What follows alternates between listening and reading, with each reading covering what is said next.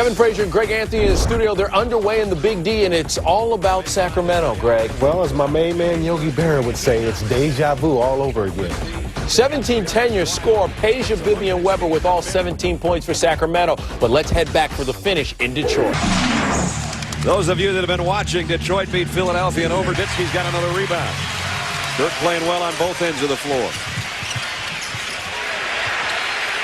Still playing well on that end of the floor. 2-pointers and 4 3-pointers. But Nick Van Exel does a great job of driving the ball right to Keon Clark. Dirk Nowitzki, He's in the Harlem Globetrotters with a passing display they put on. and they started out that way again tonight. Van Exel long range, Nick Van Exel. He has played so much better in this first half than he did in the entire game the other night. LaFrentz takes it. He wanted to give it a three. He finally missed a three. It was so easy for Sacramento early. Van Exel the other end, and he got it. He clanged a three off the front of the iron, and Nowitzki's got his 8th board. Van Exel going for the kill.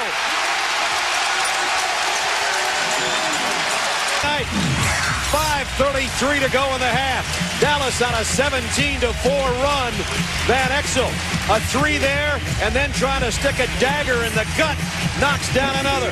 It's 64-47. Matt.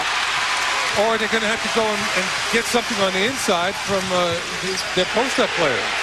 Oh, Nick Van Exel's just feeling it. Nick shots. Nick Van Exel has come off the bench. He's hit his last 3 3-pointers. He wants to finish this thing in the half. Sacramento has foolishly gone away from Chris Webber, and it's absolutely taken him totally out of this ball game. And that's easy early, and they thought the whole game was going to be like that. Good point. And Dallas has some different ideas about how to Finley. I thought he was going to jack it. Van Exel might. Might? There it goes. There it goes. Here's what Kareem's talking about when he's not knocking down threes. He's working on that little spin in the paint, and he has got the crowd going nuts in Dallas. Well, I think Bill was talking about had to do with Dallas being deflated. They just lost their spirit and their heart and their competitive fire. This little guy's giving it back to him, isn't he? That he is. You'd think that they would put Doug Christie on him. A lot of teams like to go big in the backcourt against Dallas. Nick, you guys went small because you thought it would help you with your defense. Seems to have helped at the other end a little too. Well, what we wanted to do, we wanted to try to push the tempo.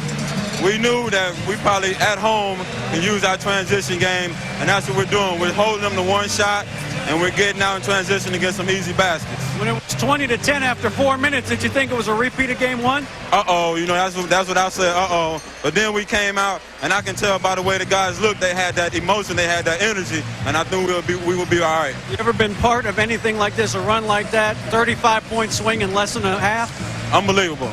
But, Sacramento's not going to give up. We got to go in this locker room and prepare for the second half because we know that they're still in the game. All right, Nick, thanks very much. Good luck in the second half. And run they did.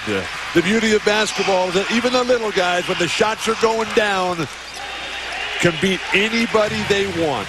It was the Dallas Mavericks who were questioned about their defensive capabilities. Was all she wrote against the Kings last year in this series. That was also the game that Peja Stojakovic sprained his ankle. Van Exel off his own miss. Doug Christie, they want him to shoot every single time. Van Exel got the roll.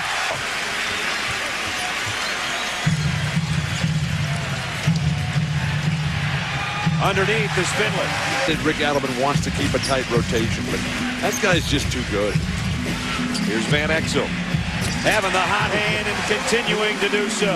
Stojakovic trying to back in and now fading over Finley and missed the shot. Vlade Divac strips it. Let the fans catch their breath. That's right. Van Exel tries another. He got another. Foul. Sacramento's falling apart. And now they got Chris Webber in the locker room. Van Exel just doing everything. Oh. Think Turkoglu's going to stay with the Sacramento Kings long term? Well, you're talking about last year compared to this year. Is Van Exel? He's throwing up every kind of shot. They're all going in. There's Chris Webber talking to Vlade Divac on the bench. Finley They're a little less conservative for Bill. At some point, these guys are going to say, hey, I want to play some ball. Jeff Beasley's going to have... Come on, Nick, from there. From there. There it goes for Van Exel, and there goes another one. To Larry Berger, 157. We might have a shot. We need 32 more in 8 minutes. Nick Van Exel is pretty darn big himself. He's bigger than those guys. Tonight he has been. So Nick, who already has a career playoff high of 35, I'd already circled him in the book, but we got to add some now.